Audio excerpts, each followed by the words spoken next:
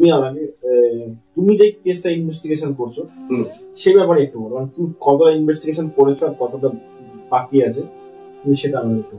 আচ্ছা, আমার স্পেসিফিক ইনভেস্টিগেশনের ক্ষেত্রে কেসটা খুব আনইউজুয়াল। মানে জাতিস্বর এমনিতে যা হয় 3000 খানা কেস, তার মধ্যে এটা বেশ ব্যতিক্রম কেস।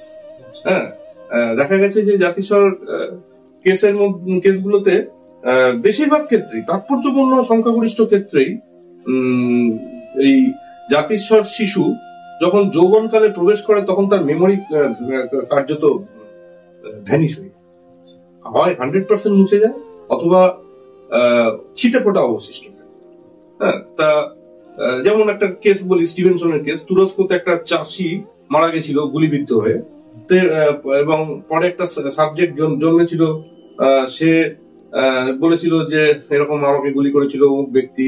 তারপরে তুরস্কে সেই ছেলেটার নাম ছিল, চাষির নাম ছিল সেলিম ফেসলি, আর বাচ্চাটার নাম ছিল যে মানে সাবজেক্ট অফ ইনভেস্টিগেশন, তার নাম ছিল সেমি তুতুসমুস। তা সেমি তুতুসমুস বাচ্চা বয়সেই বলে দিয়েছিল যে আমার আততায়ী কে ছিল। হ্যাঁ, এবং তবে আততায়ীর শাস্তি আগেই হয়ে গেছিল। সেমি তুতুসমুস কথার ভিত্তিতে পুলিশ অ্যাকশন নেওয়ার আগেই আততায়ী অ্যারেস্ট হয়েছিল, আততায়ী জেলও কেটেছিল বছর 2 মতো। আলটিমেটলি সে আবার সমাজের মানে মূল স্রোতে ফিরেও এসেছিল 2 বছর জেল কাটা শেষ হয়ে যাওয়ার পর, তুরস্কের আইন অনুযায়ী। হ্যাঁ, বোধহয় বছর 2 জেল কাটাতেই ওর অফিসিয়াল শাস্তি ফিনিশ হয়ে যায়, তখন সেই আততায়ী আবার সমাজের মূল স্রোতে ফিরে আসে। কিন্তু এই জাতিস্বর বাচ্চাটা বা সাবজেক্ট অফ ইনভেস্টিগেশন, সেই বাচ্চা বয়সেই সে ওই আততায়ীকে দেখলেই রাস্তার মধ্যে ঢিল ছুঁড়ে মারতো, বা ঢিল বা পাথরের টুকরো। হ্যাঁ, গ্রামের মধ্যে ওই আততায়ী মানে সেলিম ফেসলির যে আততায়ী ছিল, সে জেল থেকে ছাড়া পাওয়ার পরে না, সে আর আগের চাকরিতে ফিরে যেতে পারেনি, কারণ তার বোধহয় স্পট হয়ে গেছিল। পুলিশের কাছে নাম ওঠাতে আগের চাকরিতে আর ফিরে যেতে পারেনি, বোধহয় সরকারি চাকরি করতো। তখন ও একটা ভেন্ডার হয়ে একটা জনপ্রিয় পানীয়র ব্যবসা শুরু। হ্যাঁ, তুরস্কের পানীয়টা জনপ্রিয় ছিল। তা সেই জনপ্রিয় পানীয় সে গ্রামের রাস্তাতে বিক্রি করতো। ওইভাবে তখন সে জীবন ধারণ করছে জেল থেকে বেরোনোর পর। তা তখন ওই ব্যবসায়ী হিসেবে আততায়ী তখন অবস্থান করছে, আর শরবত বা পানীয় বিক্রি করছে। আর বাচ্চাটা গোটা কয়েক বাচ্চার সঙ্গে খেলা করতো ওরা, কিন্তু 8-5টা বাচ্চা কিন্তু কোনো অফেন্স নিচ্ছে না, তারা শুধু খেলা করে বাড়ি চলে যাচ্ছে এরকম। কিন্তু ওই বাচ্চাটা 8-5টা বাচ্চার মধ্যে ব্যতিক্রম। সে এরকম হাতের কাছে পাথরের টুকরো বা ইটের টুকরো পাচ্ছে, আর ওই ভেন্ডারকে ছুঁড়ে মারছে। তা ভেন্ডার প্রথমে খুব অবাক হয়ে গেছিল যে আমাকে বাচ্চাটা এরকম পাথর ছুঁড়ে মারছে, ভেবেছিল বাচ্চাটা মাথায় চিট আছে এরকম কিছু ভেবেছিল। তারপরে যখন ভেন্ডার খবর পেল যে বাচ্চাটা তো জাতিস্বর কেস হিসেবে রিপোর্টিং হচ্ছে এবং দাবি করেছে সে সেলিম ফেসলি, হ্যাঁ, এবং ওকে আততায়ী বলে রিভেঞ্জ নেওয়ার চেষ্টা করছে, তখন স্টিভেনসন তো ওখানে পৌঁছেছিল তুরস্ক। তো সেই গ্রামে যখন স্টিভেনসন গেল, তখন সেই স্টিভেনসনকে ওই তথাকথিত জাতিস্বর শুনিয়ে দিল যে আমি ওই ঈসা দিলবেকলিকে ছাড়বো না, আমি ওকে মার্ডার করবো, আমি বড় হয়ে ওকে মার্ডার করবো, এখন পাথর ছুটছি, পরে আমি ওকে পিস্তল দিয়ে গুলি করবো, এরকম ভাবে থ্রেট দিচ্ছিল বাচ্চাটা। হ্যাঁ, যে ওই সেমি তুতুসমুস সাবজেক্টের নাম, তার রিভেঞ্জ নেওয়ার এত টেন্ডেন্সি, তখন স্টিভেনসন চিন্তায় পড়ে গেল। স্টিভেনসন একদিকে সাইকিয়াট্রিস্ট ছিল এক সময়, তো তারপরে এই রিইনকার্নেশন রিসার্চ এসে দেখছে যে তো বাচ্চার মধ্যে এরকম একটা রিভেঞ্জ নেওয়ার টেন্ডেন্সি, কি করা যায়। স্টিভেনসন যখন সলিউশন ভাবছে যে বাচ্চাটাকে কি করে আমি বাচ্চাটার মনটাকে প্রশমিত করবো, বাচ্চার এই মানে প্রতিশোধ ক্রিয়াটাকে আমি সারিয়ে তুলবো, তখন স্টিভেনসনকে এক তুরস্কের এক লোক বলে বসে, বোধহয় স্টিভেনসনের দোবাসী ছিল, সে বলে বসলো এই দায়িত্বটা আপনাকে নিতে হবে, আমি এই দায়িত্বটা নিচ্ছি বলে সেই তুরস্কের লোকটা স্টিভেনসনকে বললো যে আপনি হালকা হয়ে যান, আমি বাচ্চাটাকে ম্যানেজ করছি। হ্যাঁ, এবার করলো কি, বাচ্চাটাকে সে বোঝালো যে তুমি এই জন্য যদি ওকে মার্ডার করো বড় হয়ে, তাহলে ঈসা দিলবেকলি আবার পরের জন্য কিন্তু তোমাকে মার্ডার করবে, আবার পরের জন্য তুমি কি ঈসা দিলবেকলিকে আবার মার্ডার করবে, আবার তারপরের জন্য ঈসা দিলবেকলি তোমাকে টার্গেট করবে, এই চলতেই থাকবে, কোনো শেষ নেই। এইভাবে বাচ্চাটাকে বুঝিয়ে নাকি ওই তুরস্কের লোকটা নিউট্রালাইজ করবে। তারপরে বাচ্চাটার প্রতিশোধ ক্রিয়া ছিল না। এইবার বাচ্চাটা যখন 18 বছরের মতো বয়স হয়েছে, তখন স্টিভেনসন ফলো আপ ইনভেস্টিগেশন হিসেবে আবার তুরস্কতে এসছে, আবার সেই গ্রামে এসছে, এসে সেমি তুতুসমুসের লেটেস্ট খবরটা নিচ্ছে। আমি বললাম না সাবজেক্টকেও মানে একাধিকবার ইন্টারভিউ নিতে হয়, তা ওটা বোধহয় সেমি তুতুসমুসের সেকেন্ড ইন্টারভিউ বা প্রথম ফলো আপ। তাতে স্টিভেনসন সেমিকে জিজ্ঞেস করলো, স্টিভেনসন প্রথমেই দেখতে পেল যে সেমির চেহারা বদলে গেছে। ও গুলিবিদ্ধ অবস্থায় মারা গেছিল, ডান কানে গুলি লেগেছিল, তো জন্ম থেকেই ওর ডান কানটা ডিফেক্টিভ ছিল, মানে ডান কানটা ঠিক মতো গড়ে ওঠেনি। তা এখন দেখলো 18 বছর বয়সে দেখলো চুলের স্টাইলটা এমন করেছে ডান কানটা ঢাকা পড়ে গেছে। তারপরে স্টিভেনসনকে বোধহয় খবর দিল যে আমি যে শুধু চুলের স্টাইল বদলেছি তা নয়, কানটাকেও প্লাস্টিক সার্জারি করে আগের নর্মাল দেখা করে ফেলেছে। তখন স্টিভেনসন দেখলো যে এমন ভাবে প্লাস্টিক সার্জারি হয়েছে যে কানটা যে জন্মগত ডিফেক্ট ছিল বয়ে যাচ্ছে না, এরকম ভাবে নাকি ম্যানেজ করেছিল। আর ছেলেটা তখন তুরস্কের আর্মিতে সবে চাকরি পেয়েছে এবং সেই চাকরির টাকাতেই ওই প্লাস্টিক সার্জারিটা করিয়েছে। এই একটা কেস যেখানে কিন্তু স্টিভেনসন একটা জিনিস খেয়াল করেছিল যে সেমি তুতুসনুসের মেমোরি তখন প্রায় জিরো। ওই 18 বছর বয়সে যখন সায়েন্টিস্ট ঢুকছে স্টিভেনসন, তখন সেমি তুতুসনুসকে যখন জিজ্ঞেস করলো, হ্যাঁ, যে তোমার পূর্বজন্মের কাহিনী মনে আছে, সেমি তুতুসনুস প্রায় কিছুই মনে করতে পারে না। তখন স্টিভেনসন সিদ্ধান্তে পৌঁছে গেল এই তো মানে মেমোরি প্রায় ভ্যানিশ হয়ে গেছে। হ্যাঁ, খুব হালকা হয়তো একটু হয়তো ছিটে ফোটা মনে আছে, কিন্তু কার্যত মেমোরি বিদায় করেছে। তবে একটা জিনিস ও কিন্তু দারুণ ভাবে মনে ছিল, সেটা হচ্ছে স্টিভেনসনকেও শনাক্ত করে ফেলেছে। স্টিভেনসনকে দেখার বোধহয় সঙ্গে সঙ্গে বলে উঠেছে ওই 18 বছর বয়সের যুবক যে আপনি এসেছিলেন না আমার ছোট বয়সে, আপনি আমার ছোট বয়সে এসেছিলেন না। স্টিভেনসনকে কিন্তু সেমি তুতুসনুস শনাক্ত করে ফেলেছে। তার মানে দেখা যাচ্ছে যে এই জন্মের মেমোরিটা ঠিক আছে, এই জন্মের ছোট বয়সকে সে মনে করতে পারছে, তার ওই 4 বছর না কোন বয়সে স্টিভেনসন ঢুকেছে সেটা সে মনে করতে পারছে। হ্যাঁ, স্টিভেনসনের চেহারা থেকে তাকে চিনে ফেলছে, অথচ পূর্বজন্ম ভ্যানিশ, পূর্বজন্মের মেমোরি প্রায় 100% ভ্যানিশ। তা এইটা হচ্ছে জাতিস্বরদের জেনারেল টেন্ডেন্সি। যৌবনকালে প্রবেশের সময় মেমোরিটা তাৎপর্যপূর্ণভাবে বিদায়। কিন্তু আমার এই কেসটাতে না তা হয়নি। আমার কেসটার প্রথম ব্যতিক্রমী দিক হচ্ছে এইটা, আমার কেসটাতে যে সাবজেক্ট, সে আমি যখন 2023 ইনভেস্টিগেশন শুরু করছি তখন সাবজেক্টের বয়স 36 এবং সাবজেক্টের মেমোরি একেবারে, সাবজেক্টের অনসেট হয়েছিল 4 বছর বয়সে। সাবজেক্ট একজন বিবাহিত মহিলা বর্তমানে, মানে আমি যখন ইনভেস্টিগেশন করছি তখন সে বিবাহিত মহিলা এবং তার একটা কন্যা সন্তানও আছে। হ্যাঁ, এবং সেই 36 বছর বয়সী মহিলা রীতিমতো মানে ভিভিড মেমোরি আমাকে শুনিয়ে দিল। তাতে দেখলাম এ হচ্ছে জাতিস্বরদের মধ্যেও ব্যতিক্রম, অর্থাৎ তাৎপর্যপূর্ণ সংখ্যালঘু জাতিস্বরই তো যৌবনকালে মেমোরি ধরে রাখতে পারে।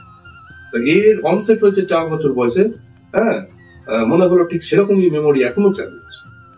প্রচুর তথ্য দিয়েছে এই বয়সে, ও যা তথ্য দিল গোটা 60 স্টেটমেন্ট দিয়েছে, 60 না 61 এরকম স্টেটমেন্ট দিয়েছে। আমি সেগুলো লিখিতভাবে রেকর্ডিং করেছি। তবে হ্যাঁ, অফকোর্স আমি রেকর্ডিং করেছি অনেক পরে, কনসেপ্ট হচ্ছে কোন 4 বছর বয়সে। হ্যাঁ, আর আমি ওকে ইনভেস্টিগেশন শুরু করেছি ওর 36 বছর বয়সে। তার মানে আমি অনসেট থেকে কত বছর দেরি করেছি? 32 বছর দেরি করেছি। হ্যাঁ, তা এই 32 বছর দেরিতে আমি যখন ওর স্টেটমেন্টকে লিখিতভাবে রেকর্ড করছি, হ্যাঁ, পরে ভিডিওতেও রেকর্ড করেছি, তো সেই রেকর্ডিং তো বলা বাহুল্য যে দেরি করে রেকর্ডিং। তার আগেই দুটো ফ্যামিলি কিন্তু সাক্ষাৎ হয়ে গেছে। ওর এই 4 বছর বয়সের মতো সময়তেই সাক্ষাৎ হয়েছে, দুটো ফ্যামিলি পরস্পরের সঙ্গে মোটামুটি মিলিত হয়েছে এবং ওখানেই ভেরিফিকেশন, স্থানীয়ভাবে ভেরিফিকেশন একরকম হয়ে গেছে। এবার এই জাতিস্বরের ক্ষেত্রে তুমি তাকে কি কি প্রশ্ন করেছো?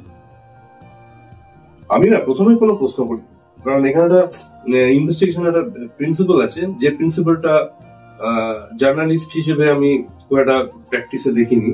হ্যাঁ, জার্নালিস্ট মহলে এই প্র্যাকটিসটা বোধহয় নেই। হ্যাঁ, সেটা হচ্ছে জার্নালিস্ট হাতে যখনই মাইক্রোফোন পায় ঝপাঝপ সাবজেক্টকে কোশ্চেনের পর কোশ্চেন করতে থাকে আর ঘড়ি দেখতে থাকে যে নির্দিষ্ট সময়ের মধ্যে নির্দিষ্ট কোশ্চেন করতে হবে। এইভাবে জার্নালিস্টের ঠিক অ্যাপ্রোচের মধ্যে একটা সাইন্টিফিক গ্যাপ থেকে, কিন্তু আমি সেটা হতে দিই, কারণ আমি স্টিভেনসনের রিসার্চ মেথডকে যতটা সম্ভব ফলো করেছি।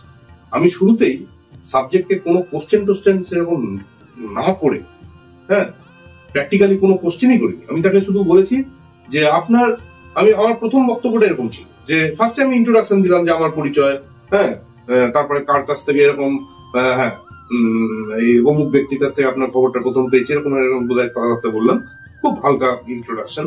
তারপরে ইন্ট্রোডাকশনটা হয়ে যাওয়ার পরে, অ্যাকচুয়ালি ইন্ট্রোডাকশনটাও ইম্পর্টেন্ট। ইন্ট্রোডাকশনটাতে হয় কি, একটা অচেনা মানুষকে কিঞ্চিত চেনা করে নেওয়া। তারপরে তাকে আমি বললাম মূলত এই যে আমি এখন আপনাকে কোনো কোশ্চেন করছি না, তো হ্যাঁ তেমন কোনো কোশ্চেনই করছি না। হ্যাঁ, আপনি নিজের থেকে আপনার যা মনে হয়, হ্যাঁ আপনি আপনার মতো আমাকে বক্তৃতা করেন। এই যে স্বাধীনতাটা দিয়ে দিলাম, দ্যাট ইজ ইম্পর্টেন্ট।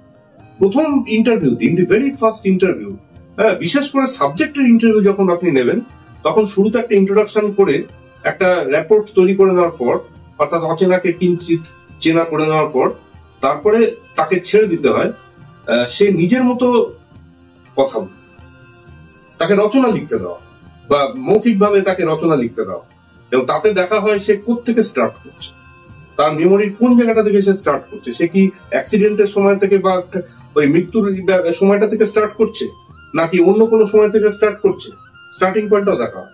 তারপরে সিকোয়েন্সটা দেখা হয়, সে কি সিকোয়েন্সে তার রচনাটা ডেলিভারি দিচ্ছে। তো আমি দেখলাম ও স্টার্ট করলো অনসেটের সময়, ও এই জন্মে যে 4 বছর বয়সের কাহিনী দিয়েও শুরু করলো, যখন ওর অনসেট হয়। অনসেটের কাহিনীটা বলতে বলতে আলটিমেটলি ওই প্রিভিয়াস ফ্যামিলির পরিচয় টরিচয় খানিক দিল এই করতে করতে নিজের কিছু বিহেভিয়ার বর্ণনা করলো, এবং করতে করতে হ্যাঁ অফকোর্স মৃত্যুটা বর্ণনা করলো একসময়। হ্যাঁ, তারপরে মৃত্যুটা আকস্মিক ভাবে হয়েছিল, হ্যাঁ মৃত্যুটা ভায়োলেন্টলি হয়েছিল। কি বলেছিল সেটা একটু বলুন আমার দর্শক বন্ধু। আচ্ছা, আমার সেই নোটেশনটা আমি বলছিলাম না, প্রাইভেসির জন্য আমি একটা সিম্বলিক নোটেশন ব্যবহার করব। আমি ছদ্মনামের পক্ষপাতী নই, আমি XYZ এই ধরনের অ্যালজেব্রাইক সিম্বল ব্যবহার করব। তাতে আমার সিম্বলিজমটা ফার্স্টে বর্ণনা করে দিই, তারপর আমি কাহিনীটার মধ্যে ঢুকছি। তা তুমি সিম্বলিজমটাকে ভিডিওতে লিখিত ভাবে একটু প্রকাশ করবে, যাতে অডিয়েন্সের কাছে ব্যাপারটা পরিষ্কার আনকোড়া নতুন মনে না হয়। হ্যাঁ, আমি প্রিভিয়াস এই ধরনের কেসে, এই ধরনের অনুসন্ধানে আমি পুরো কেসটাকে দুটো সাইডে ভাগ। পুরো কেসটার মধ্যে মূলত দুটো দিক আছে, একটা হচ্ছে সাবজেক্টের দিক আর একটা হচ্ছে প্রিভিয়াস পার্সোনালিটির দিক, অর্থাৎ তথাকথিত পূর্বজন্মের ব্যক্তি, সেই মানে মৃত ব্যক্তির দিক। তা সেই পুরনো ব্যক্তির যে দিক, তাকে আমি অ্যালজেব্রাইক সিম্বল এক্স দিয়ে ডিনোট করি। যেহেতু এক্স অক্ষরটা সেই এক্স উচ্চারণ থেকে মিলে যাচ্ছে, এক্স মানে আমরা জানি প্রাক্তন, সেই প্রাক্তনের ইংরেজি এক্স এর সঙ্গে মিল পাওয়া যাচ্ছে উচ্চারণে, সেই জন্য আমি প্রাক্তন ব্যক্তিত্ব যে মারা গেছে, সেই তথাকথিত পূর্বজন্মের ব্যক্তি, তাকে আমি X0 দিয়ে ডিনোট করি। এবার তার যদি সিবলিং থাকে মানে সহোদর, তাকে আমি X1 X2 এরকম ভাবে ডিনোট করি, এক্স এর তলায় সাফিক্স হিসেবে 1 2। হ্যাঁ, আর স্বয়ং প্রিভিয়াস পার্সোনালিটিকে আমি এক্স এর তলায় সাফিক্স 0 দিই। এবার এই সিবলিংদের মধ্যে ওপর নিচ থাকে, মানে সিনিয়র জুনিয়র থাকে। ইমিডিয়েট সিনিয়র সিবলিং কে X1 করে দিই, আর ইমিডিয়েট জুনিয়র সিবলিং বা একদম ইমিডিয়েট মানে জুনিয়র সহোদর, তাকে X- করে দিই, সরি X-1, তার ঠিক পরের জুনিয়র সহোদরকে X-2 করে দিই। এইভাবে X-1, X-2, X-3 চলতে পারে, যেরকম ফ্যামিলিতে সহোদর আছে। একইভাবে ওপরের দিকেও X1, X2, X3 হতে পারে। আবার একইভাবে সাবজেক্ট সাইডে, অর্থাৎ যাকে জাতিস্বর বলে দাবি করা হচ্ছে, তার দিকটাতেও ওরকম আমি সিম্বল করেছি। স্বয়ং জাতিস্বরকে Y0 দিয়ে ডিনোট করি। এক্স এর মানে পাশের অক্ষর হচ্ছে Y, সেই হিসেবে আমি Y0 বলছি। Y সাফিক্স 0 হচ্ছে সাবজেক্ট অফ ইনভেস্টিগেশন। তার ইমিডিয়েট সিনিয়র সহোদর থাকলে সে হচ্ছে Y1, তার উপরে ইমিডিয়েট সিনিয়র থাকলে Y2। একইভাবে সাবজেক্টের ইমিডিয়েট জুনিয়র সহোদর Y-1, তার পরের সহোদর থাকলে জুনিয়র Y-2 এর জন্য। আর সাবজেক্টের মাকে আমি Y⁴M করে দিচ্ছি, M হচ্ছে মাদারের প্রথম অক্ষর। সাবজেক্টের বাবাকে Y⁴F করে দিচ্ছি। একইভাবে প্রিভিয়াস পার্সনের মাকে X⁴M করে দিচ্ছি, প্রিভিয়াস পার্সোনালিটির বাবাকে X⁴F করে দিচ্ছি। এটা গেল সাবজেক্টের প্রিভিয়াস পার্সোনালিটি ডাইরেক্ট ফ্যামিলির নোটেশন। এটা অ্যালজেব্রাইক নোটেশন। তাতে কি হচ্ছে, আমি নাম গোপন রাখছি। এবার সাবজেক্টের যে গ্রামটা, সে বা শহরটা যেখানে সে জন্মেছে, হ্যাঁ ভারতবর্ষের ক্ষেত্রে বেশিরভাগ রিপোর্টিং হয়েছে গ্রাম অঞ্চলে, আবার আমেরিকাতে বেশিরভাগ রিপোর্টিং হচ্ছে শহর অঞ্চলে। তা ভারতবর্ষের ক্ষেত্রে ওই সাবজেক্টের গ্রামকে আমি ডিনোট করলাম X⁴ ভি হিসেবে, ভি ফর ভিলেজ, হ্যাঁ সরি সাবজেক্ট টু ওয়াই, হ্যাঁ Y to the power V, হ্যাঁ। আর প্রিভিয়াস পার্সোনালিটির গ্রামকে আমি সিম্বল দিচ্ছি X to the power V, হ্যাঁ মানে এক্স এর ভিলেজ। একইভাবে যদি ওরা টাউন হয়, ধরা যাক আমেরিকার কথা, সেখানে তো অর্গানাইজেশন বেশি, সেখানে জাতিস্বরকে টাউনে প্রচুর পাওয়া গেছে বোধ হয়, তো সে আমেরিকার ক্ষেত্রে এক্স টু দি পাওয়ার টি হয়ে যাবে, ওয়াই টু দি পাওয়ার টি হয়ে যাবে, হ্যাঁ জেনারেল। তো সুতরাং X to the power two মানে হচ্ছে, X to the power T মানে হচ্ছে প্রিভিয়াস পার্সোনালিটির town, Y to the power T মানে হচ্ছে সাবজেক্টের টাউন, বলতে বার্থ টাউন, যে শহরে সে জন্মেছে। এইবার আমার ক্ষেত্রে আমার সাবজেক্ট বিবাহিত মহিলা, সে বিয়ের পরে আবার একটা 3 নম্বর ভিলেজে চলে গেছে, ফলে তার ক্ষেত্রে এখন তার বর্তমান বাসস্থান এমনিতে আবার আরেকটা ভিলেজ, ফলে ওটাকে আরেকটা কিছু সিম্বল দিয়ে ডিনোট করতে হবে, হ্যাঁ X to the power V dash এরকম একটা কিছু দিতে হবে, বা X to the power V plus এরকম একটা কিছু দিতে হবে। এনিওয়ে সরি এক্স ওয়াই, হ্যাঁ Y to the power V plus বা ভি টু এরকম একটা কিছু দিতে হবে। তো এনিওয়ে তাকে ইন্টারভিউটা নিয়েছে তার অরিজিনাল গ্রামে, তাকে ডেকে আনা হয়েছিল অ্যাপয়েন্টমেন্ট করে, সেখানে সে যখন সাবজেক্টেরই আর কি বার্থ ভিলেজে তার ইন্টারভিউটা নিয়েছে, মানে ফার্স্ট ইন্টারভিউ, তারপরে second interview, third interview in person, মানে সামনাসামনি ইন্টারভিউ নিয়েছি। আমি অলরেডি সাবজেক্টের সামনাসামনি 3টে ফর্মাল ইন্টারভিউ নিয়েছি। এছাড়া প্রিভিয়াস পার্সোনালিটি ভিলেজে আমি বেড়াতে গেছি, আমি অফকোর্স আমাকে একটা সাইড নিয়ে পড়ে থাকলাম না, দুটো সাইডই আমাকে যেতে হবে। আমি সাবজেক্টের সাইডেও ইনভেস্টিগেশন করেছি, প্রিভিয়াস পার্সোনালিটি ভিলেজেও গেছি, সেখানেও আমি বিভিন্ন ইনফরম্যান্টকে আমি তাদের বক্তব্য শুনেছি। আমি বলছি যে তুমি যখন ওকে বললেন ফার্স্ট সাক্ষাৎকারে যে আমি কিছু প্রশ্ন করবো, তুমি তোমার বিষয়ে বলো, তখন সে কি বলেছে? তখন সে তো বেশ ইমোশনাল বক্তৃতা শুরু করেছে, এবং শুধু তাই নয়, সে এত স্পিডে কথা বলছিল যে সে বাংলায় কথা বলছে, আমিও বাঙালি, কিন্তু আমি ডিকটেশন লিখতে পারছি না, মানে আমি নিজের ভাষাতেই মানে ওর কথা শুনছি, বুঝতে পারছি, কিন্তু ওর স্পিডের সঙ্গে তাল মিলিয়ে আমি কলম চালাতে পারছি। হ্যাঁ, তো স্টিভেনসন তো দোভাষী ব্যবহার করতো, তার কেসটা ডিফারেন্ট। স্টিভেনসনের ল্যাঙ্গুয়েজ প্রবলেম ছিল, সে বাংলা জানতো না, সে শ্রীলঙ্কার ভাষা জানতো না, তো ন্যাচারালি সে প্রফেশনাল দোভাষী নিয়ে যেত।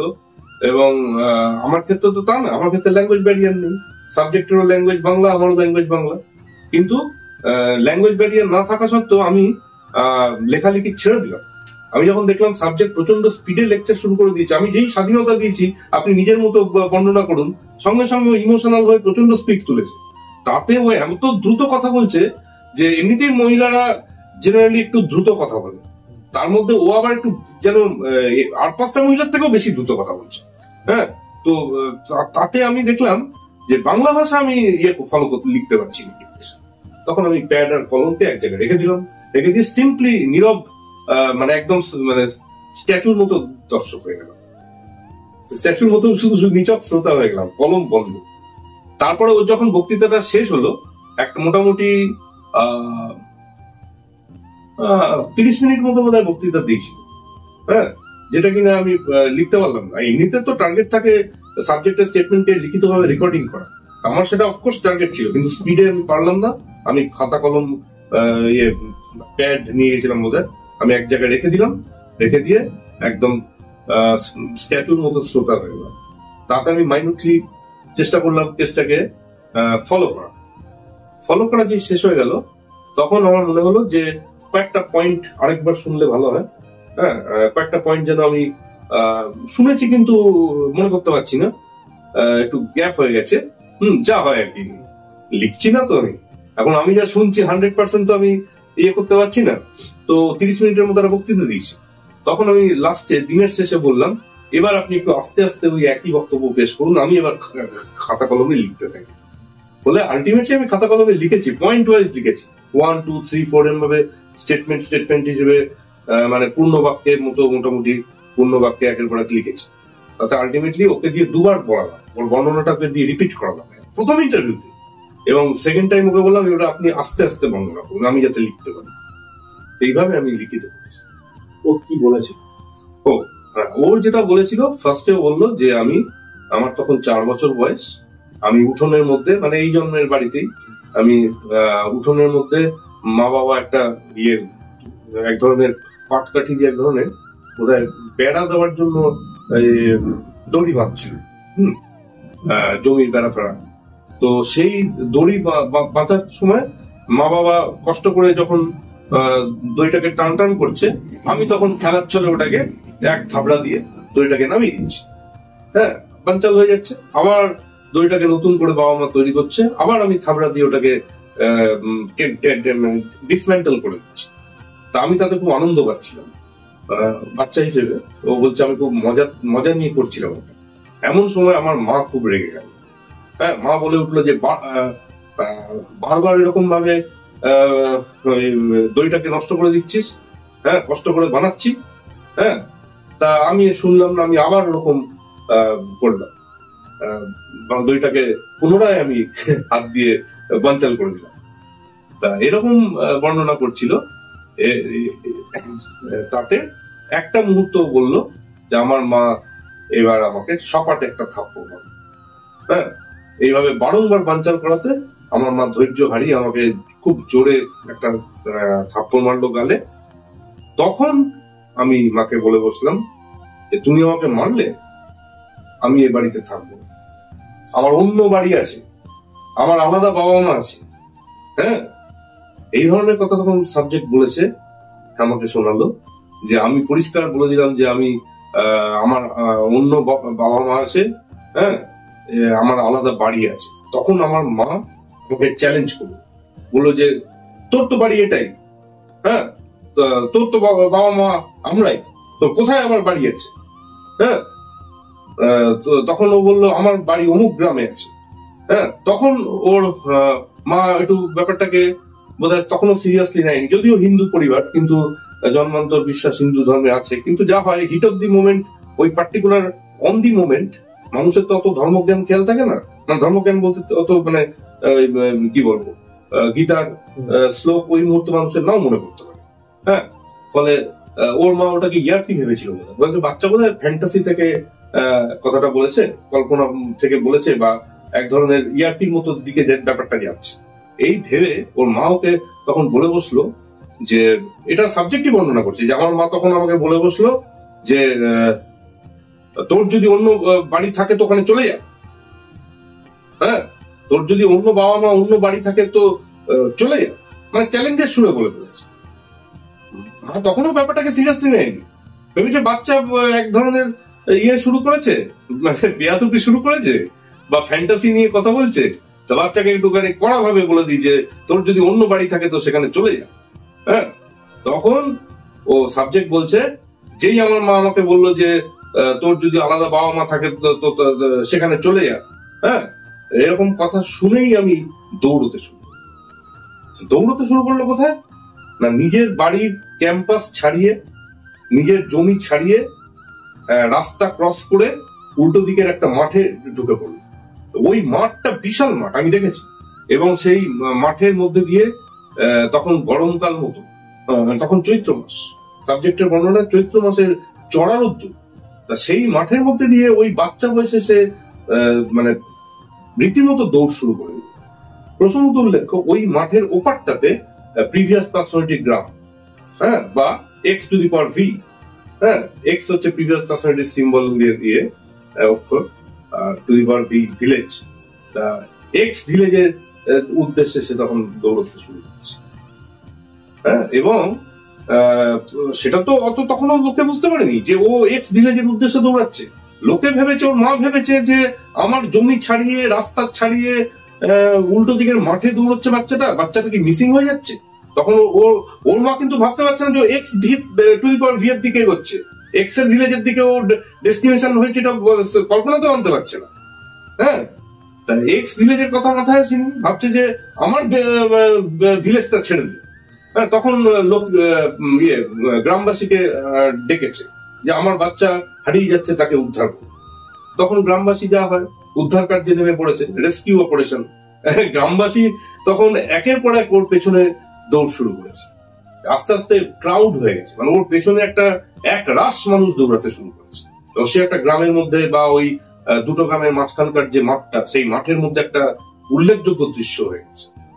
মানে কয়েকশো লোক নাকি দৌড়েছে সেদিন ওই বাচ্চাটাকে উদ্ধার করার জন্য। ইনিশিয়ালি হয়তো দু একজন দৌড়েছে, তাদের পেছন পেছন কৌতূহলবশত আরো দৌড়েছে। এই করতে করতে ক্রমশ মানে ভিড়টা বাড়তে বাড়তে একটা বিশাল মিছিলের মতো মানুষ দৌড়েছে। তারপরে সাবজেক্ট বলল যে আমি দৌড়ে মাঠটা অতিক্রম করতে পারলাম না, আমি ক্লান্ত হয়ে একটা গাছের কাছে বসে পড়লাম এবং তারপরে ঘুমিয়ে পড়লাম। যখন ও ঘুমিয়ে পড়েছে তখন নাকি ওর এই জন্মের জেঠিমা ওকে কোলে করে আবার গ্রামে ফেরত নিয়ে এসছে। মানে দুটো এক্স ভি আর Y V, X village Y village, দুটো ভিলেজের মাঝখানে যে মাঠটা, সেই মাঠ থেকে উদ্ধার করে আবার ওই ওয়াই ভিতে নিয়ে এসছে, ওয়াই ভিলেজে। তাতে কেসটা তখন পর্যন্ত থেমে গেল। কিন্তু ও যখন দৌড়াচ্ছিল তখন ওকে পার্টিকুলার গ্রামের নামটাও জিজ্ঞেস করা হয়েছিল, বলেও দিয়েছিল সঠিক, পরে ভেরিফাই হয়ে জানা গেল। তো ও গ্রামের নামটাও বলে ফেলাতে তখন লোকে ওই পেছনে যারা দৌড়চ্ছিল তাদের মধ্যে একজন জিজ্ঞেস করেছিল যে তোমার বাবার নাম কি, তোমার গ্রামের নাম কি। তখন ও নাকি বলেছিল গ্রামের নামটা, বাবার নামও বলেছিল। হ্যাঁ, এবার হয়েছে কি, ওকে তো তখনকার মতো উদ্ধার করা হলো, ওর বাড়িতে ফেরত আনা হলো, কিন্তু ওর গ্রামের নামটা নোট করে নেওয়া হলো। ও যে মানে প্রাক্তন গ্রামের কথা বলছে, এবং ওর বাবার নামটাও নোট করে ফেলা হলো। তারপর যা খবর চলে গেছে পাশের গ্রামে, এবং পাশের গ্রামে ওর বাবার কানে গিয়ে খবরটা পৌঁছেছে। হ্যাঁ, তারপরে ওর বাবা মানে প্রাক্তন, হ্যাঁ, সেই X to the power F previous পার্সোনালিটির ফাদার, সে আর থাকতে পারেনি। সে 2-3 দিনের মধ্যেই সে এই এক্স ভিলেজে, এই ওয়াই ভিলেজে চলে এসছে, সাবজেক্টের গ্রামে। হ্যাঁ, ওয়াই ভিলেজে এসে আবার সে সাহস পায়নি মনে, ডাইরেক্ট ওই সাবজেক্টের বাবা মার সঙ্গে ইন্টারাকশন করতে সাহস পায়নি। হ্যাঁ, আমাকে সাবজেক্ট যা বলছে যে আমার প্রাক্তন বাবা তো এলো, এসে এক প্রতিবেশীর বাড়িতে, সেই প্রতিবেশীর বাড়ি হচ্ছে ওর পাশের বাড়িতে গিয়ে শেল্টার নিয়েছে ওর প্রিভিয়াস ফাদার, এবং সেখানে গিয়ে একজন ভদ্রলোককে বলেছে যে আমি সরাসরি ওই বাড়িতে ঢুকছি না, হ্যাঁ, ঢুকতে চাইছি না এখনই, হ্যাঁ, আপনি একটু ম্যানেজ করুন। তখন সেই পাশের বাড়ির ভদ্রলোক, সে মিডল ম্যানের কাজ করে তখন সে ওই সাবজেক্টের বাড়িতে এসে তখন নাকি সাবজেক্ট উঠোনের মধ্যে, হ্যাঁ, সাবজেক্টের মাকে বলেছে যে আমার বাড়িতে এক ভদ্রলোক বেড়াতে এসছেন, ভদ্রলোকের নামটা গোপন রেখেছে। হ্যাঁ, বলেছে আমার বাড়িতে এক ভদ্রলোক বেড়াতে এসছেন, বোধহয় কোন গ্রাম থেকে সেটাও গোপন রেখেছে, মানে ভদ্রলোকের ব্যাকগ্রাউন্ডটা গোপন রেখে বলে একজন বেড়াতে এসছে, তা আপনার মেয়েকে একটুখানি দেখতে চাইছে, হ্যাঁ, আপনার মেয়ের সঙ্গে একটু কথা বলতে চাইছে। তখন সাবজেক্টের মা ভেবেছে যে আমার মেয়ে তখন খবর হয়ে গেছে গ্রামের মধ্যে, এমনিতেই মানে হেডলাইন খবর হয়ে গেছে, তো ন্যাচারালি কোনো ব্যক্তি কৌতূহলবশত আসতেই পারে আমার মেয়ের সঙ্গে দুটো কথা বলার জন্য। তাতে তখন ওই পাশের বাড়ির ভদ্রলোককে বিশ্বাস করে মা হ্যান্ড ওভার করেছে বাচ্চাটাকে, মানে সাবজেক্টকে। তখন সাবজেক্টের গায়ে নাকি একটু কাদা ফাদা লেগেছিল উঠোনের মধ্যে, তখন সেই পাশের বাড়ির ভদ্রলোক ওই বাচ্চা সাবজেক্টকে কলতলায় নিয়ে গিয়ে ভালো করে চান ফান করে ধুয়ে শরীরটাকে পরিষ্কার করে নিয়ে তারপরে সাবজেক্টকে বোধহয় কোলে তুলে ওই নিজের বাড়িতে ঢুকেছে। যখনই নিজের বাড়িতে ঢুকেছে তখনই সাবজেক্ট নাকি বাড়ির বিল্ডিং এর ভেতরে ঢোকেনি, বাড়ির উঠোনের মধ্যেই সে সেন্স করেছে যে তার প্রাক্তন বাবা বসে আছে ওই বাড়িটার ভেতরে। সোজা সে এক দৌড়ে ওই বাড়িটার মধ্যে ঢুকে গেছে, হ্যাঁ, এবং বাড়িটার মধ্যে ঢুকে তৃতীয় ব্যক্তির বাড়ি, হ্যাঁ, সাবজেক্টের বাড়িও নয়, প্রিভিয়াস পার্সনের বাড়িও নয়, তো সেই বাড়িতে ঢুকে গিয়ে ওই পুরনো বাবাকে দেখেই তার নাম, তাকে বলেছে বাবা তুমি আমাকে চিনতে পারছো না, আমি তোমার অমুক বলে সেই প্রিভিয়াস পার্সোনালিটি X0 নামটা বলে দিয়েছে যে আমি তোমার অমুক। তখন প্রেজেন্ট টেন্সের কথা বলেছে, আমি তোমার অমুক ছিলাম, তার আমি এখনো আছি। তো তখন ওর বাবা যেই না নামটা শুনেছে, আরে আমার মেয়ের নাম বলেছে তো, যে মেয়ে জলে ডুবে মারা গেছিল, তখন তারপরে ওর বাবা নামটাও বোধহয় বলে দিয়েছে সামনাসামনি। মোট কথা বাবা কনভিন্সড হয়ে গেছে ওই সময়, এবং বাচ্চাটা এক লাফে বাবার কোলে উঠে পড়ছে, মানে প্রিভিয়াস ফাদার। এবং ওইখানে ফার্স্ট শনাক্তকরণ ঘটে, প্রথম ভেরিফিকেশনটা ওই তৃতীয় ব্যক্তির বাড়িতে ঘটে, যাকে আপনি বলতে পারেন সাবজেক্ট সাইডে একজন প্রতিবেশী। তা এই অ্যাঙ্গেল থেকে আপনি বলতে পারেন যে দুটো ফ্যামিলির মধ্যে যখন মিট হচ্ছে, সাবজেক্টের ফ্যামিলির দিক থেকে সাবজেক্ট আর প্রিভিয়াস ফ্যামিলির দিক থেকে ওই মৃত প্রিভিয়াস পার্সোনালিটির বাবা, হ্যাঁ,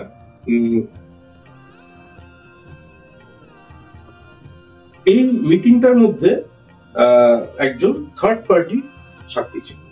এটা কিন্তু একটা প্লাস পয়েন্ট হচ্ছে এই গবেষণা, কারণ বহু কেস, স্টিভেনসনের বিভিন্ন কেসে একটা জিনিস দেখা গেছে যে যখন প্রথম শনাক্তকরণ হয়েছে তখন কোনো থার্ড পার্টি উপস্থিত ছিল, ডাইরেক্টলি দুটো ফ্যামিলির মধ্যে মোলাকাত হয়েছে এবং সেখানেই যা কিছু ভেরিফিকেশন প্রাথমিকভাবে হয়ে গেছে।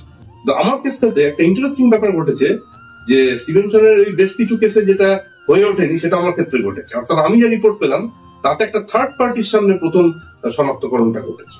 নিছক দুটো কনসার্ন ফ্যামিলির মধ্যে প্রথম শনাক্তকরণটা ঘটেনি, প্রথম শনাক্তকরণটা একটা থার্ড পার্সন নিউট্রাল ব্যক্তির উপস্থিতিতে ঘটেছে।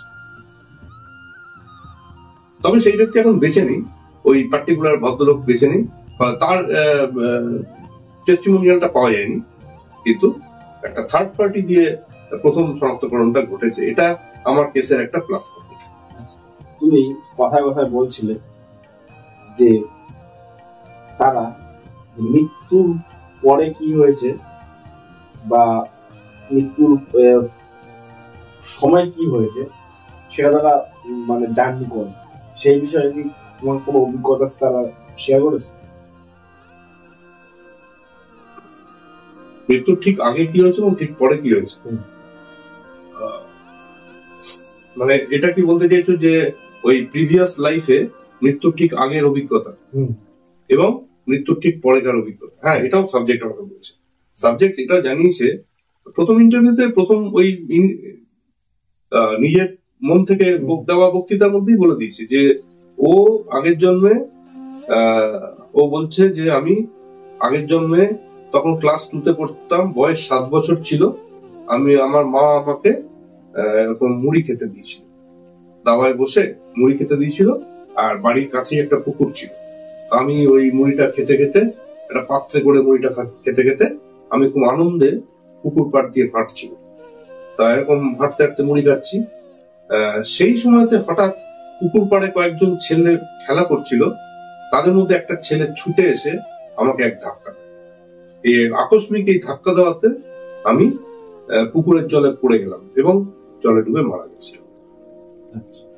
সাবজেক্টের মৃত্যুর ঠিক আগের এই ঘটনাটা সাবজেক্ট বলেছে যে আমার মা আমাকে মুড়ি ভেজে দিয়েছিল, আমি একটা পাত্রে করে মুড়ি খেতে খেতে পুকুর পাড় দিয়ে হাঁটছিলাম, বেশ আনন্দে ছিলাম, হ্যাঁ, কিন্তু ওই পুকুর পাড়ের ধারে একটা টার্নিংও নিয়েছিলাম, টার্নিং নিয়ে একটা কোন গাছের কাছে যখন আমি এসে পৌঁছলাম তখন পুকুর পাড়ে খেলা করা কয়েকজন ছেলের মধ্যে একটা ছেলে, সে আমার সমবয়সী, আমার থেকে একটু সিনিয়র ছিল, সে এসে আমাকে এক ধাক্কা মারে এবং সেই ধাক্কায় আমি জলে ডুবে মারা যাই পুকুরে।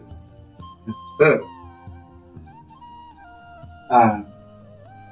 পরে আচ্ছা, মৃত্যুর পরে সাবজেক্ট দেখতে পেয়েছিল, জানালো ইমিডিয়েটলি যে ওরই এক বংশের কাকা ওই পুকুরের মানে মধ্যে থেকে ওর বডিটাকে তুলেছিল, এবং বডিটাকে তোলার পরে পুকুর পাড়ে সেই বডিটাকে বাঁচানোর চেষ্টা করা হয়েছিল বিভিন্ন ভাবে, যা হয় জলে ডোবা ব্যক্তিকে পেটে চাপ দিয়ে বা ওরকম ভাবে বাঁচানোর চেষ্টা করা হতো, ওরকম ভাবে দেহটাকে ঘুরিয়ে ঘুরিয়ে কোলে তুলে, বাচ্চা বয়স, ওই বাচ্চা অবস্থা মানে ছিল 7 বছর বয়সের একটা মেয়ে, তাকে এরকম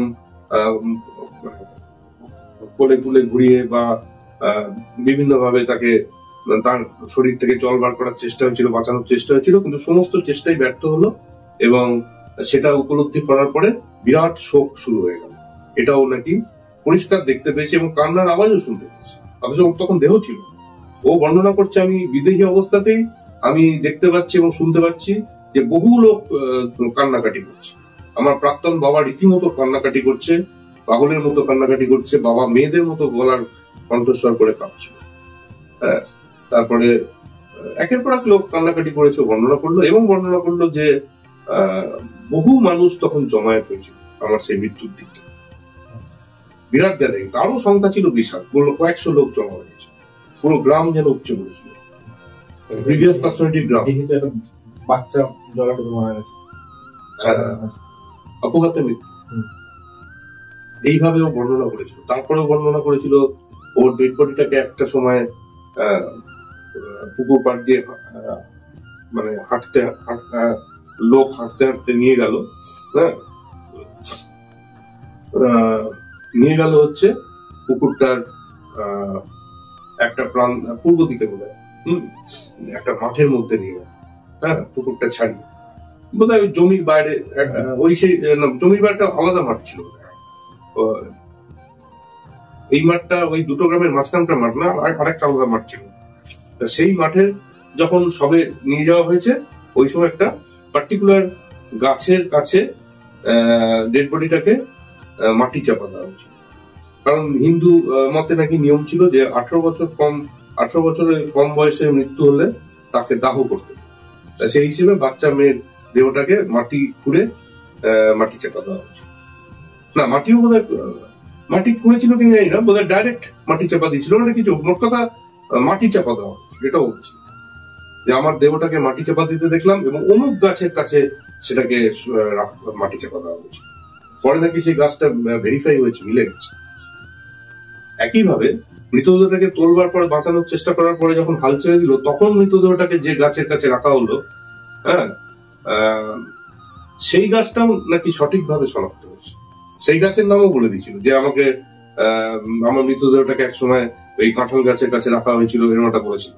তা সেই এক্স্যাক্টলি মিলে গেছিল যে ওখানে সত্যি কাঁঠাল গাছ ছিল এবং যেখানটা মৃতদেহটাকে প্রথমে শুয়ে রাখা হয়েছিল, এবং তারপরে ওটাও মিলে গেল যেখানে মৃতদেহটাকে মাটি চাপা দেওয়া হয়েছিল, সেখানেও ও যে গাছটার নামটা বলেছে সেটাও নাকি মিলে গেছিল।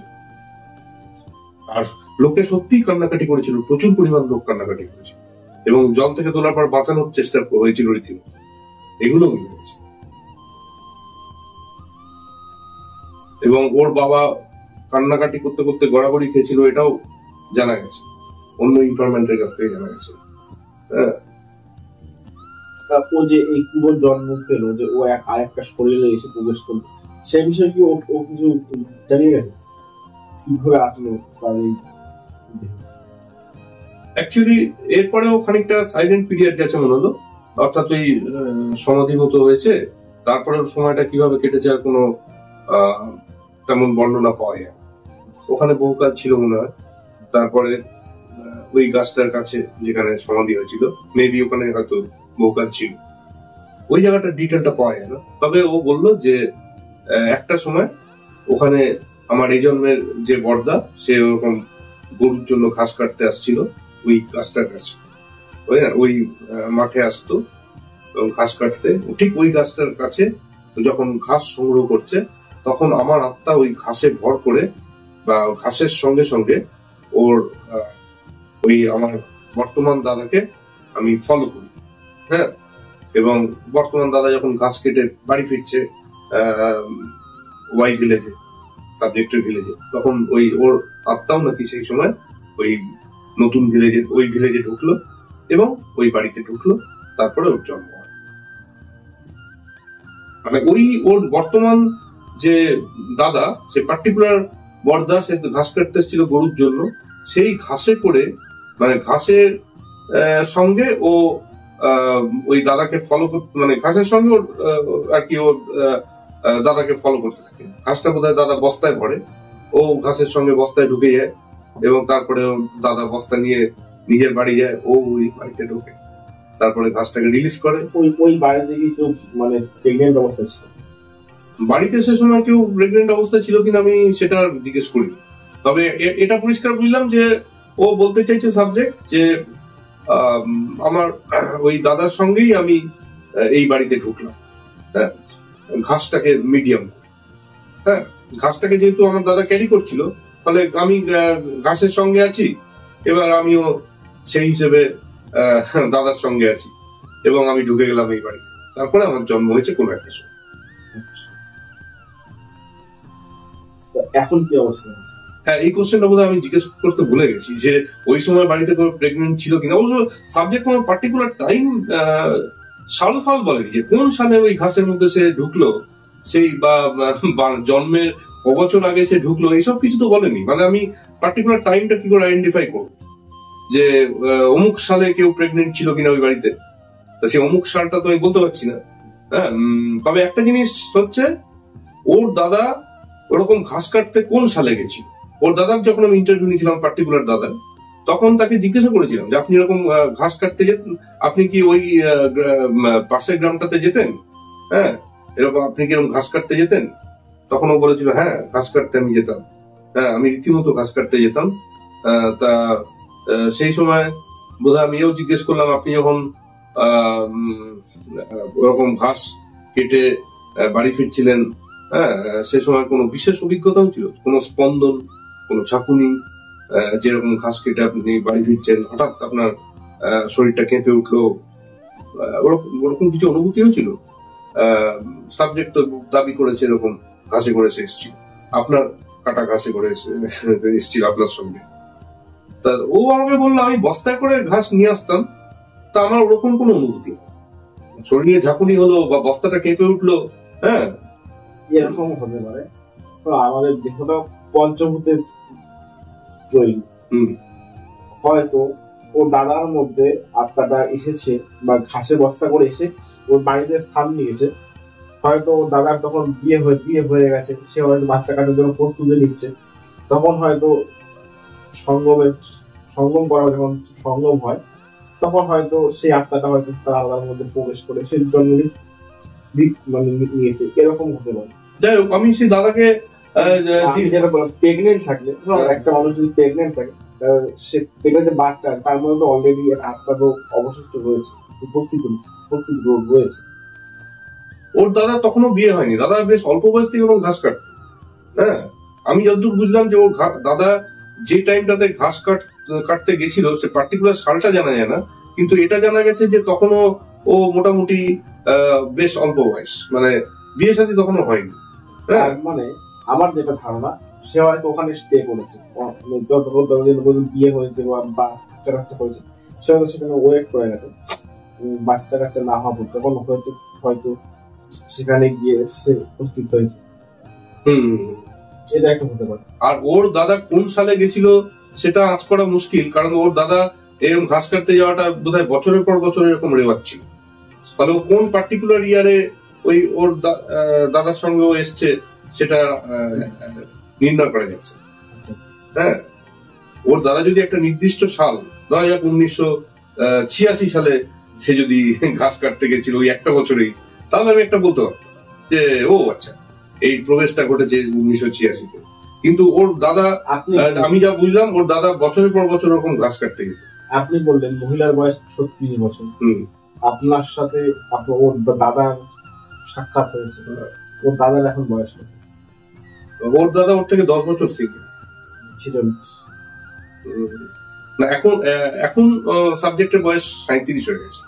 আমার ইন্টারভিউ 2023 সালে, তখন সাবজেক্টের বয়স 34 ছিল, এখন 37। ওর দাদার এখন 47। হ্যাঁ, সাবজেক্টের উপরে একটা দিদি আছে 6 বছর সিনিয়র, তার উপরে আমার একটা দাদা আছে, সে বোধহয় 8 বছর সিনিয়র, তার উপরে যে দাদাটা সেই হচ্ছে এই দাদা, সে সাবজেক্টের থেকে 10 বছর সিনিয়র। তার সাবজেক্টের যখন ধরুন 4 বছর বয়স, তখন তো তার অনসেট হয়েছে। সাবজেক্টের অনসেট যদি 4 বছর বয়সে হয়, তাহলে অনসেটের সময় সাবজেক্টের ওই বর্দার বয়স ছিল কত? 4 আর 10 14। তাহলে দেখুন সাবজেক্টের অনসেট হচ্ছে, এই জন্য অনসেট হচ্ছে, প্রথম প্যারানর্মাল কথা বলছে, তখনই তার দাদার বয়স হচ্ছে 14। হ্যাঁ, আর এবার ধরুন ও আত্মা যদি ঢুকে থাকে, ধরুন অনসেটের 5 বছর আগে কথা বলছি, 4 বছর বয়স অনসেট, তাহলে 4 বছর মাইনাস করলে ওর জন্ম বছর, তার থেকে আরো 1 বছর মাইনাস করলে ধরলাম টিপিক্যালি ওর আবির্ভাব সময়। তো তাই যদি হয় তাহলে 5 বছর আরো মাইনাস করুন, তাহলে ওর 14 থেকে 5 মাইনাস করলে 9, বর্দার বয়স তখন 9 বছর।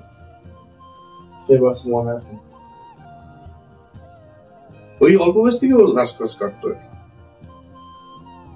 এখন কি অবস্থায় আছে? এখন সাবজেক্ট একটা চাকরি পেয়েছে, সাবজেক্ট বিবাহিত, সাবজেক্টের সন্তান আছে, একটা কন্যা সন্তান আছে, একমাত্র সন্তান। তার কি এখনো মনে আছে? হ্যাঁ, এখনো মনে আছে।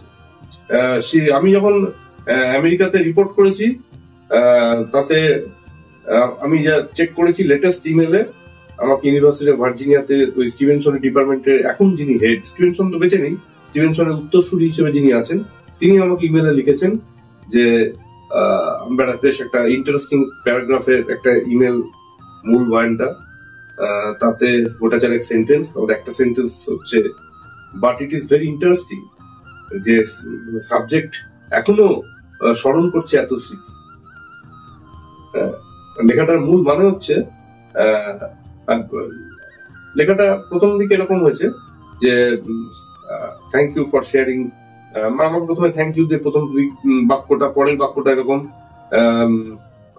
মনে হচ্ছে যে পুরনো ব্যক্তিত্বে খুব জীবনটা খুব ট্র্যাজিক পরিণতি হয়েছে, sounds like the previous life had a tragic death, as we often see, যা কিনা আমরা প্রায়শই দেখতে পাই। হ্যাঁ, তারপরে সেন্টেন্সটা লেখা but it is very interesting, তারপরে সেন্টেন্সটা এরকম but it is very interesting that the subject still remembers so many memories. অর্থাৎ উনিও অভিভূত হয়েছেন মনে হচ্ছে, এই বয়সেও এত মেমোরি বহাল আছে। আমি তো আপনাকে একটা মানে কন্ট্রাস্ট শোনালাম, তুরস্কের ওই লোকটার মেমোরি 18 বছর বয়সে প্রায় ভ্যানিশ, অথচ এই সাবজেক্টের মেমোরি দেখুন 34 বছর বয়সে কতখানি ডিটেল। তার মানে স্টিভেনসনের ওই তুরস্কের কেসটার সঙ্গে আমি তুলনা করলাম। অ্যাকচুয়ালি এরকম জাতিস্বরের সংখ্যা বেশ সীমিত, আমি ঠিক পার্সেন্টেজে জানি না যে ক% জাতিস্বর কেস যৌবনকালেও মেমোরি বহাল রাখতে পেরেছে। আচ্ছা, আমাদের এখানে এই যে কেসগুলো, এগুলো তুমি যেটা বলছিলে হয়তো 1000-এ 2 কি একটা, এটা কি মানে কোনো না কোনো ভাবে চেপে দেওয়া হয় বা নাকি মানে জানা যায়? আমার মনে হয় চেপে দেওয়া হয়, প্রচুর কেস চেপে দেওয়া হয়। অ্যাকচুয়াল পার্সেন্টেজটা ওই 1000-এ 2 থেকে বেশ উঁচু, এটা স্টিভেনসনেরও মনে হয়েছে, আমারও মনে হয়েছে। স্টিভেনসন তো একটা লিখেছে, পুরো লিখিত দিয়েছে যে আই থিঙ্ক দি অ্যাকচুয়াল, এরকম একটা ভাষা, actual percentage is much higher, ওই 0.2% থেকে বেশি। এবার আমি তোমার স্বামী বিবেকানন্দ যেটা বলেছেন, verification is the perfect proof of A theory, উনি যেটা বলছে যে 1000-এ 2 বেশি হতে পারে, আমি সেই ক্ষেত্রে কি বলছি, হয়তো এক্ষেত্রে যদি ভেরিফিকেশন করা হয় সেটা হয়তো 1000-এ 2 হতে পারে বা 2 ছাড়িয়েও যেতে পারে বা কম হবে। আমাকে মানে এটা কেসটাতে মানে মেন হচ্ছে ভেরিফিকেশন। হ্যাঁ, ভেরিফিকেশনের ভিত্তিতেই তো ইউনিভার্সিটি অফ ভার্জিনিয়াতে কেসগুলো প্রাথমিকভাবে অ্যাকসেপ্ট করা হয়। যে কোনো একটা রিপোর্টিং ওখানে ইমেল করলেই যে ওরা তাই নিয়ে নাচানাচি করবে তা কোনো মানে নেই। ও ইমেল, আমার মনে আছে আমি বহুকাল আগে একটা আনন্দবাজারের পেপার কাটিং কে ইমেল করেছিলাম বাংলা থেকে ইংরেজি অনুবাদ করে, ইউনিভার্সিটি অফ ভার্জিনিয়া আমাকে পাত্তাই দেয়। সে সময় ইউনিভার্সিটি অফ ভার্জিনিয়া আগে একটা রেসপন্স পর্যন্ত করে, অথচ এবারের কেসটাতে ডক্টর জিম টাকার আমাকে রেসপন্স করেছে এবং পজিটিভ রেসপন্স করেছে, একাধিকবার ইমেল রিপ্লাই দিয়েছে। প্রথমবার জানিয়েছিল আমি এই ব্যাপারে আরো বেশি শুনতে আগ্রহী, আর তারপরেকার ইমেলটা তো এই কথা লিখেছে। ও আরেকটা সেন্টেন্স দিয়ে শেষ করেছে, I hope this life is going well for her, অর্থাৎ আমি আশা করি সাবজেক্টের এই জীবনটা ভালো কাটুক, শুভেচ্ছা জানিয়েছে বন্ধু। হ্যাঁ, তো ডক্টর জিম টাকার ছাড়াও আরেকজন বিদেশি আমাকে হাইলি পজিটিভ ফিডব্যাক দিয়েছে, তার নাম হচ্ছে জিম ম্যাটলক। হ্যাঁ, তিনি একটু থিওরিটিশিয়ান লেভেলের এক্সপার্ট, আর জিম টাকার প্র্যাকটিক্যাল এক্সপিরিয়েন্স করা হোক। তো এদের দুজনেই আমার এই কেসটাতে আগ্রহ দেখিয়েছে এবং যে এই ব্যাপারটা আমি আমার ফার্স্ট ইনফরমেন্টকে জানিয়েছিলাম, যার কাছ থেকে প্রথম এই কেসের সন্ধানটা পাই, সেই আমার first informant of the case, FIC first informant of the case, তার সঙ্গে ঘটনাচক্রে আমার যোগাযোগ হয়। সে আমার হোম টাউনের লোকও নয়, সে ওই সাবজেক্টের অন্যতম, ওই সাবজেক্টের একজন ইমিডিয়েট প্রতিবেশী। হ্যাঁ, ইমিডিয়েট নেক্সট ডোর নেবার যাকে বলে। হ্যাঁ, তো সেই ইমিডিয়েট প্রতিবেশী হিসেবে সে এই অনসেটের ঘটনাটার খবর পেয়েছিল। সে অবশ্য নিজে চোখে অনসেটটা দেখেনি, মানে ওই দৌড়ানোর দৃশ্যটা সে নিজে চোখে দেখেনি, সে আবার তার মায়ের কাছ থেকে শুনেছিল। এবং সে তখন বোধহয় খেলতে বেরিয়েছিল, বিকেলবেলা খেলা শেষ করে ওই বাড়ি ফিরেছে, তখন ওর মা ওকে বলেছে, কি ঘটনা ঘটেছে জানিস আজকে? আমার পাশের বাড়ির ওই মেয়েটা, এই 4 বছর মতো বয়স, সে হঠাৎ বাড়ি ছেড়ে দিয়ে রাস্তা ক্রস করে মাঠের মধ্যে দিয়ে বিশাল দৌড় দিয়েছে এবং সে হারিয়ে যাওয়ার উপক্রম হয়েছিল। তার পেছন পেছন গ্রামবাসীরা একটা বিরাট মিছিল করে দৌড়েছে এবং আলটিমেটলি উদ্ধার করা হয়েছে এবং ওই ধরনের কথাবার্তা বলছে। হ্যাঁ, এইটা নাকি আমার যে first informant of the case, যার সঙ্গে 2023 সালে আমার পরিচয় হলো, হ্যাঁ, সে আমাকে এইভাবে শুরু করেছিল যে আমার একটা চেনা জাতিস্বর কেস আছে, আমার একটা পাশের বাড়ির কেস, হ্যাঁ, আমি যে গ্রামে অরিজিনালি থাকি সেই গ্রামের কেস, তাতে এরকম ঘটনা ঘটেছিল। আমি মায়ের কাছ থেকে শুনলাম, পরে ঘটনাটা নাকি ভেরিফাই হয়েছে এবং মিলে গেছে।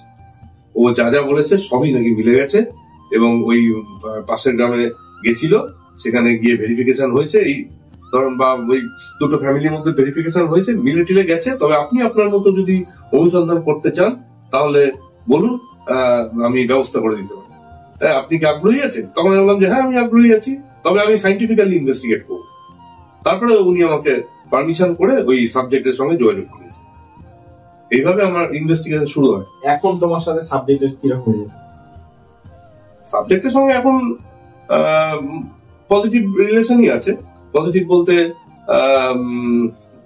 আর কি, ওই ইন্টারভিউ তো আমি পরের পর নিয়েছি, হ্যাঁ, এবং সাবজেক্টের কাছে আমার ব্যাপারে একটা ভালো ইমপ্রেশন আছে যে আমি সাবজেক্টের জীবন কাহিনী ইউনিভার্সিটি অফ ভার্জিনিয়াতে পাঠিয়েছি, হ্যাঁ, এবং সিস্টেমেটিক্যালি কাজ করার চেষ্টা করছি, হ্যাঁ, এবং বিদেশে নাম হয়ে গেছে সাবজেক্টের, এবং সাবজেক্ট হয়তো চাইছে পুরো ইনভেস্টিগেশন রিপোর্টটা পৌঁছাক এবং 3000 কেসের সঙ্গে 3000 মতো কেস সেই তথ্য ভান্ডারে অফিসিয়ালি এটা ঢুকে যায়। সেই হিসেবে সাবজেক্ট আমি তোমাকে একটা রিকোয়েস্ট করছি, যদি পসিবল হয় যে সাবজেক্ট আছে তার সাথে যদি আমাদের একটা পডকাস্টের ব্যবস্থা আপনি যদি করে দেন তাহলে খুবই উপকৃত হবে। আচ্ছা আচ্ছা, হ্যাঁ, এটা এখন সাবজেক্টের পারমিশনের উপরে নির্ভর করছে। তারপরে সাবজেক্ট আবার বিবাহিত মহিলা, তার হাজবেন্ড কিভাবে নেবে সেটাও হয়তো একটা ফ্যাক্টর হতে পারে। আবার হাজবেন্ড কোঅপারেটিভ, মানে না, হ্যাঁ, হাজবেন্ড এটা বিশ্বাস করে না, এরকম খবর পেয়েছি এই ধরনের ঘটনা। হ্যাঁ, তবে হাজবেন্ড ইনভেস্টিগেশনে কোনো অসহযোগিতা করে, সে ইনভেস্টিগেশন অ্যালাউ করেছে, কিন্তু সে ব্যক্তিগতভাবে বিশ্বাস করে। দর্শকদের হয়ে আমি আপনার কাছে রিকোয়েস্ট করছি, আপনি পার্সোনালি তার সাথে কথা বলবেন এবং সে যেন, সে যদি পডকাস্টে আগ্রহী হয় আমরা তাকে নেক্সট পডকাস্টে নিশ্চয়ই পাবো। এটা একটু আপনি কাইন্ডলি দেখবেন। আসলে হ্যাঁ, এটাও চেষ্টা চালানো যেতে পারে। হ্যাঁ, তবে এখানে একটা যদি আছে, তো এটাও মাথায় রাখতে হবে। হ্যাঁ, যদি সম্ভব হয়, যদি সম্ভব হয় তাহলে তার সাথে আমরা একটা পডকাস্ট করতে পারি। ও মজার ব্যাপার, শুধু সাবজেক্টের হাজবেন্ড নয়, সাবজেক্টের যে একটা 6 বছর সিনিয়র দিদি আছে না নিজের, তারও শ্বশুর বাড়িতে নাকি কেসটা, সেই দিদি রীতিমতো বর্ণনা করা সত্ত্বেও তার শ্বশুর বাড়িতে নাকি কেউ বিশ্বাস করে। চিন্তা করুন, দিদি বর্ণনা করছে যে আমার নিজের ছোট বোনটা এরকম ঘটনা, তার এই হচ্ছে আত্মজীবনীর কাহিনী, হ্যাঁ, তা সত্ত্বেও সেই দিদি শ্বশুর বাড়ি বিশ্বাস করছে না। তো দিদি খুব অবাক বিস্ময় সেটা আমার কাছে বলেছে, যে আমি তো অবাক হয়ে যাই যে এরকম জানিয়েছে, যে আমি খুব অবাক হয়ে যাই যে এত কিছু বলার পরেও কেন বিশ্বাস করতে পারে। সেটা আপনার কি মনে হয়? এবার আমি একটা প্রশ্ন করছি আপনাকে, যে সাবজেক্টের নিজের দিদির শ্বশুর বাড়ি, তার কাছে তো কাহিনী রীতিমতো পৌঁছেছে, মোটামুটি পৌঁছেছে, হ্যাঁ, আমার মতো এত ডিটেল তথ্য কালেকশন না প্রচার, মানে না পৌঁছালেও, আমি যেমন ভাবে সিস্টেমেটিক্যালি ডিটেল জোগাড় করেছি, এইভাবে না পৌঁছালেও মোটামুটি একটা ভালোভাবে পৌঁছেছে, হ্যাঁ, তা সত্ত্বেও বিশ্বাস করতে পারছে না। এটা হয়তো, এটা বিশ্বাসটা যার যার ব্যক্তিগত ব্যাপার।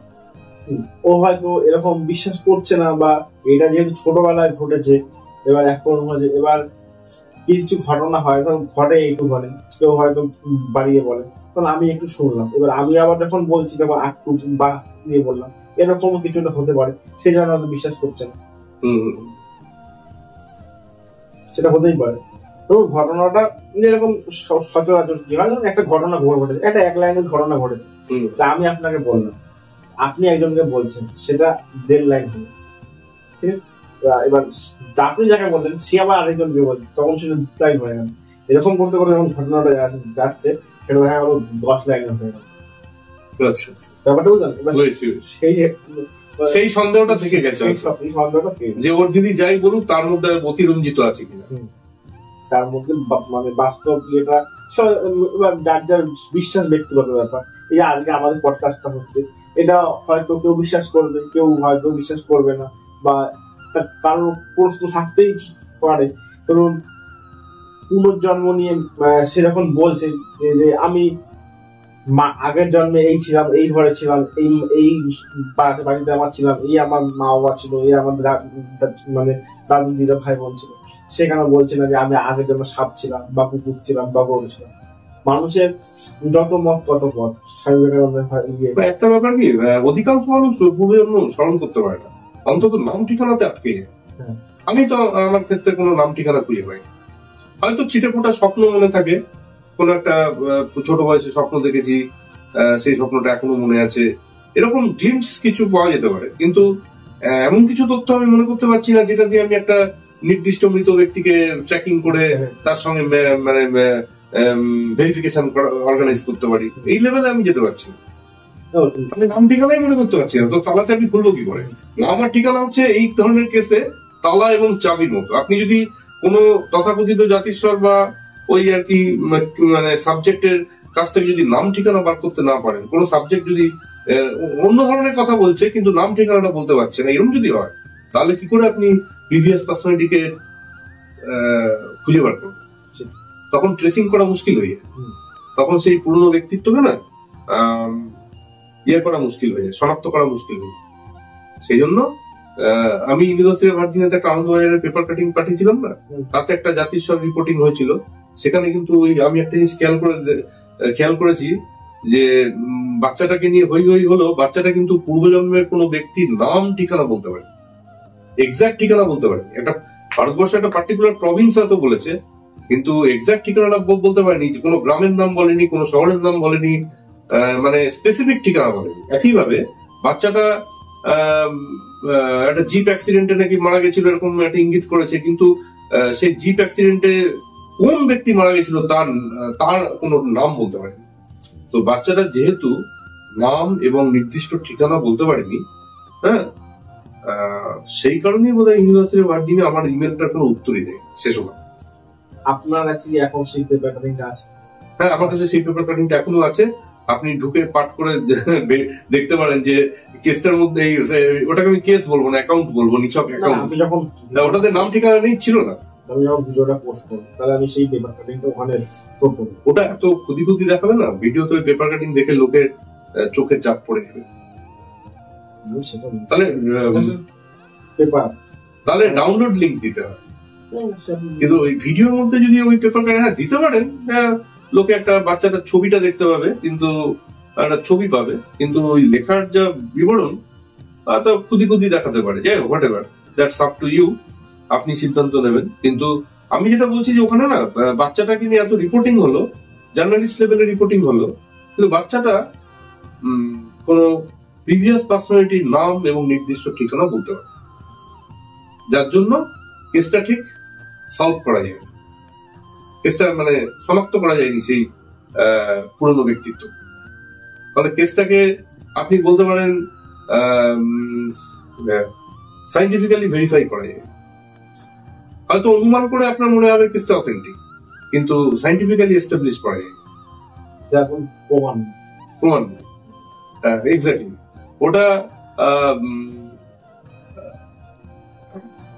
ওটা কি সেই সাইন্টিফিক্যালি ভেরিফাই করা সম্ভব হয়, সেই হিসেবে ওটাকে আনসলভড কেস বলে।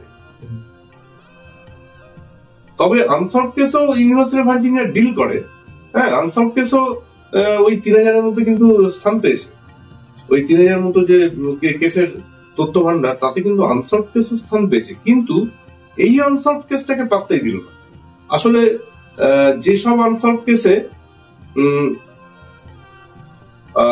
নাম এবং নির্দিষ্ট ঠিকানা পাওয়া যায় সেগুলোকে বরঞ্চ গুরুত্ব দেওয়া। কিন্তু আমার এই আনসলভ কেসটাতে নাম ঠিকানা সেভাবে পাওয়া যায়নি। প্রমাণ করতে হবে, একটা জায়গাতে গিয়ে ভালো রকম মানে ভেরিফিকেশনের চেষ্টা করা যায়, তাই না? সেই কারণে ওটাতে কোনো উত্তরই দেয়নি। নমস্কার বন্ধুরা, আজকের পডকাস্ট এখানে শেষ করছি। তোমাদের কেমন লাগলো আজকের পডকাস্ট কমেন্ট অবশ্যই জানাবে।